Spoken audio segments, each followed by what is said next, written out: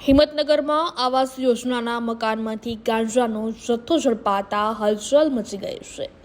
હિંમતનગરના હડિયોલ પુલ છાપરિયા વિસ્તારમાં આવેલા એક લાભાર્થીના આવાસ યોજના 2 બ્લોકમાં 2 પ્લાસ્ટિકની બેગમાં ગાંજો સાથે એક આરોપીને પોલીસે ઝડપી પાડ્યો છે। જો કે આવાસ યોજનામાં પોલીસે બાતમીના આધારે દરોડો પાડ્યો હતો। હિંમતનગર એ ડિવિઝન પોલીસની કાર્યવાહી દરમિયાન ઘરમાં સંતાડીને રાખેલો ગાંજાનો જથ્થો મળી આવ્યો હતો। પોલીસે ઘરની તલાશી લેતા પ્લાસ્ટિકના 2 થેલામાં ભરેલો જેમાં 6 કિલો 413 ગ્રામનું કુલ ગાંજાનો જથ્થો જેની કિંમત 3,20,650ના મુદ્દામાલને જપ્ત કરાયો છે।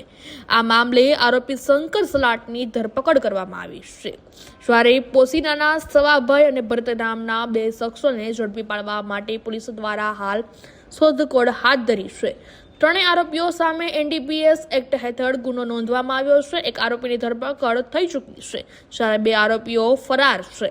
ગાંજાનો જથ્થો ક્યાંથી લાવવામાં આવ્યો હતો અને કોને પહોંચાડવાનો હતો તે દિશામાં એ ડિવિઝન પોલીસે હાલ વધુ તપાસ હાથ ધરી છે।